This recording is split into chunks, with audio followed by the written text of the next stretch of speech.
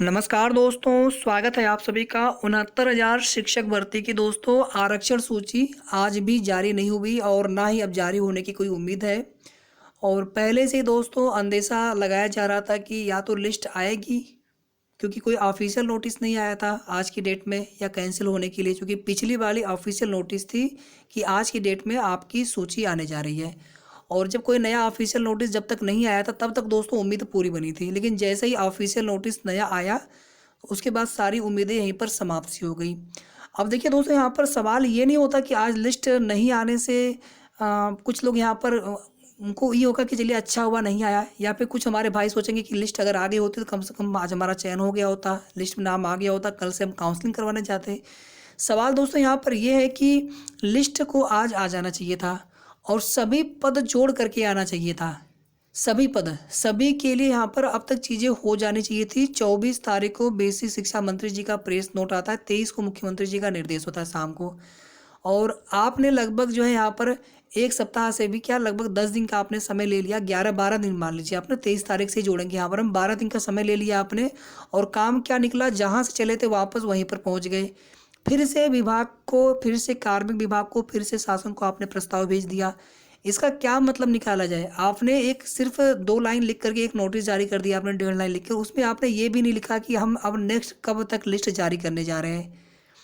ठीक है, अगली बात देखिए दोस्तों, यहाँ पर जो 7,149 का आंकड़ा है, ये दोस्तों एक ऐसा आंकड़ा है, एमआरसी रूल अगर लागू नहीं किया गया होता उस समय यूआर की कट ऑफ 69 पॉइंट समथिंग होती।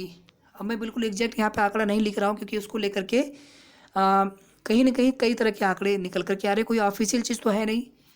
अब इसके नीचे जब मेरिट यहाँ पर खिसक कर आई तो जनरल वाले अभ्यर्थी या सामान्य वर्ग के हमारे कुछ भाइयों बहनों का सिलेक्शन हो गया, लेकिन ओबीसी की जो कट ऑफ या ओबीसी की जो कट ऑफ थी इससे और उसमें बहुत अंतर कम रह गया। और ओबीसी एससी की जो सीटें थी वो खाली रह गई, हालांकि नियुक्ति दी गई उनको, लेकिन अब चूंकि वो ये कट ऑफ नीचे आने से उनकी जो नियुक्ति है वो सामान्य यानी अन्य रिजर्व की सीटों पर मानी जाएगी। तो ऐसे में यहाँ पर सवाल ये हो गया कि इनके रिजर्व कोटे की सीटें कैसे भरी जाए। तो कुल मिलाकर के विवाद दोस्तों यहाँ पर एमआरसी रूल के चलते आया। चलिए मान लेते हैं दोस्तों, 1 मिनट के लिए आपने 18,000 सीटें या 19,000 सीटें, जितने भी सीटें यहाँ पर कम पड़ रही है, 18,000 ही मान लेते हैं यहाँ पर प्लस सीटें आपने नहीं दी, लेकिन दोस्तों कम से कम यहाँ पर ये सीटें मिलनी चाहिए थी। ओबीसी एससी को पहले ही मिल जानी चाहिए थी ये सीटें, बहुत पहले। और अब तो इनके पास सिर्फ एक समाधान है, या तो इन चयनित अभ्यर्थियों को समायोजित मान लें और ये समस्त सीटें जोड़ी जाएं, 19,000 सीटें। दूसरा समाधान जो कि संभव नहीं लग रहा है कि इन अभ्यर्थियों को बाहर करें 7,149 और इतने ही ओबीसी एससी के अभ्यर्थियों का सिलेक्शन करें, ये दूसरा रास्ता हो गया। और तीसरा रास्ता जो कि सबसे पेचीदा रास्ता दोस्तों यहाँ पर, लेकिन लगातार मांग जारी है कि सभी का समायोजन कर लिया जाए, जितने भी 90-97 पास अभ्यर्थी हैं। और एक चीज़ यहाँ पर दोस्तों और भी है कि 23,000 जो है संपूर्ण यहाँ पर समायोजन कर लीजिए आप। 4-5 तरह की चीज़ें निकल कर के यहाँ पर आ रही हैं। ठीक है, पहला दोस्तों यहाँ पर कि जो 7,149 हैं पहले के सिलेक्टेड, उनको आप रहने दीजिए, इतने अभ्यर्थी आप और सिलेक्ट कर लीजिए। इतने नहीं, समस्त आप 19,000 जितने भी ओबीसी एससी आरक्षण को सीटें चाहिए, ये समस्त सीटें आप जोड़ दीजिए यहाँ पर। पहला विकल्प ये होता है शासन के पास। दूसरा विकल्प दोस्तों यहाँ पर ये कि आप इन अभ्यर्थियों को बाहर निकालें, जो कि संभव नहीं है। और अगर इन्हें बाहर निकालते हैं तो फिर इतने अभ्यर्थी आपको ओबीसी एससी के आप उनकी आप भर्ती कर लेंगे, लिस्ट जारी कर देंगे, तो भी यानी इससे भी और इससे भी 27%, 21% पूरा हो जाएगा। पहले वाले में दोस्तों क्या है, फ़ायदा सबका है, इनका भी फ़ायदा है और इनका भी फ़ायदा है। ओबीसी एससी को भी अपनी जो न्याय संगत सीटें मिल जाएंगी, और जो हमारे सामान्य के भाई बहन पहले सिलेक्टेड है, जिनके घर में खुशियों की दीपक जले, वो लोग भी अपना बरकरार रहेंगे। यहाँ पर क्या है, इन्हें निकालने से ये तो जाएंगे ही जाएंगे नौकरी से, और जहाँ 19,000 अभ्यर्थी नौकरी का सपना देख रहे हैं, कहीं ना कहीं मात्र इतने लोगों को नौकरी मिल पाएगी। यहाँ पर भी लगभग 12,000 के आसपास या 11-11,500 के आसपास अभ्यर्थियों को नौकरी नहीं मिल पाएगी। तो दूसरे वाले केस में दोस्तों नुकसान सबका है। और ये रास्ता दोस्तों अगर सरकार अपनाती है तो कहीं ना कहीं दोस्तों इसका विरोध होना चाहिए कि सर अब यहाँ पर ये सब चीज़ें क्यों, आप नौकरी देंगे कि नौकरी आप लेंगे सबसे। ठीक है, पहला वाला रास्ता दोस्तों यहाँ पर सबसे सटीक रास्ता है। और ईश्वर करे दोस्तों यहाँ पर कि विभाग, शासन, प्रशासन, माननीय मुख्यमंत्री जी के मन में यही सबसे सटीक आइडिया लगे, सबसे सही चीज़ें उन्हें यही लगे और यहाँ पर समस्त सीटें जोड़ ली जाएँ। इसके बाद दोस्तों हमारा एक निवेदन और भी रहेगा शासन प्रशासन से कि सर आपके पास इसके अलावा जो भी 4 से 5,000 सीटें बचेंगी, इन पदों को भी आप समायोजित कर लीजिए। मैं ये नहीं कह रहा हूँ सिर्फ आप किसी एक वर्ग को दे दीजिए, क्योंकि यहाँ पर आरक्षण विसंगति है। हालांकि आरोप यही है कि आप सिर्फ एक कैटेगरी को सीटें कैसे दे सकते हैं। आप देखेंगे 22,000 के मुद्दे पर अभ्यर्थी ये लगातार यही संघर्ष कर रहे हैं, तो वो अपने जगह पे सही है दोस्तों। लेकिन अगर एक निष्पक्ष तरीके से बात की जाए, हमारे लिए दोस्तों सामान्य ओबीसी एससी सभी आप लोग एक परिवार की तरह हैं। किसी को भी अगर यहाँ पर नुकसान होगा तो मतलब दोस्तों की पीड़ा मुझे भी होगी आपके साथ साथ। तो यहाँ पर दोस्तों अगर ये समस्त पद रिजर्वेशन रूल लागू करते हुए समायोजित की जाए, आप पहले ध्यान से एक बार सुन लीजिए पूरी बात, फिर आपको चीज़ें समझ में आ जाएंगी। जब दोस्तों ऑलरेडी इतने ओबीसी एससी सिलेक्ट हो चुके होंगे, तो अब जो अभ्यर्थी बचेंगे वो मेरिट में बहुत मतलब गुणांक उनके बहुत कम तक चले जाएंगे, लगभग 63 तक चले जाएंगे, हो सकता है 63 के आसपास तक प्लस माइनस। ठीक है।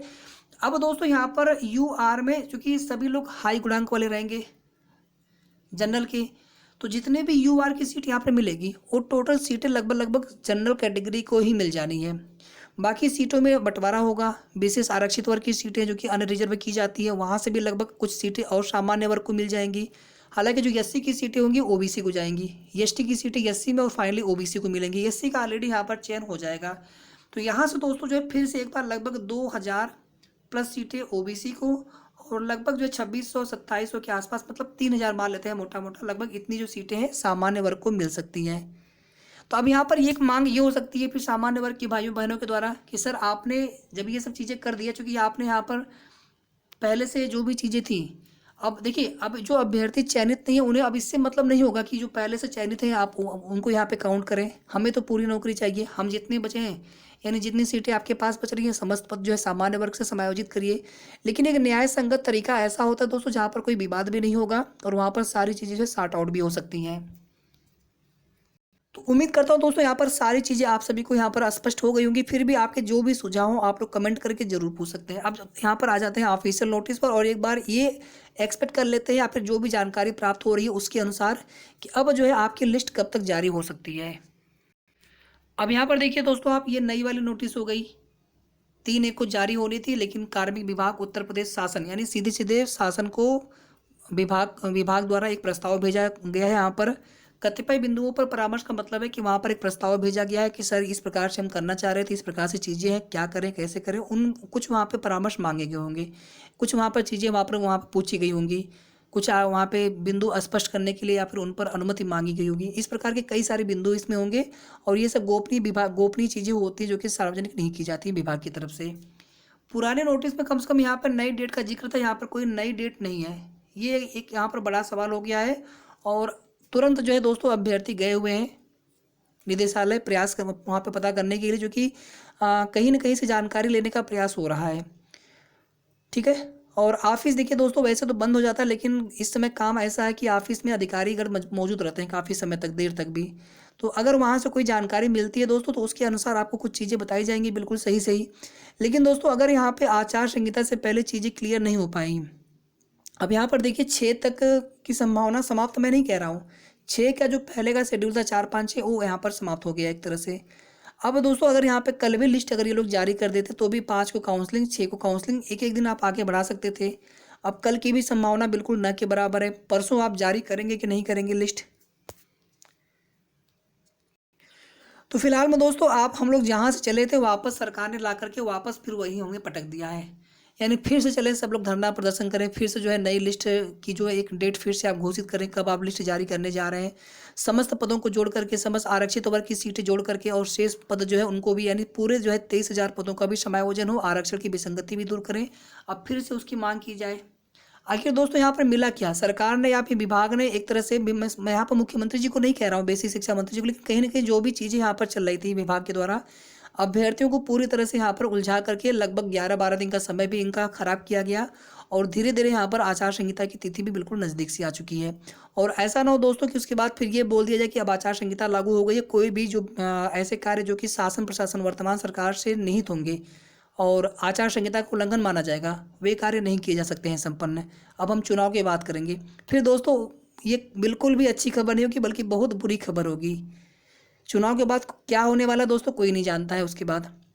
तो फिलहाल में दोस्तों दबाव बनाने की आवश्यकता फिर से हो गई है। जो भी आगे की सूचना होगी आप सभी को नेक्स्ट वीडियो के माध्यम से बताई जाएगी।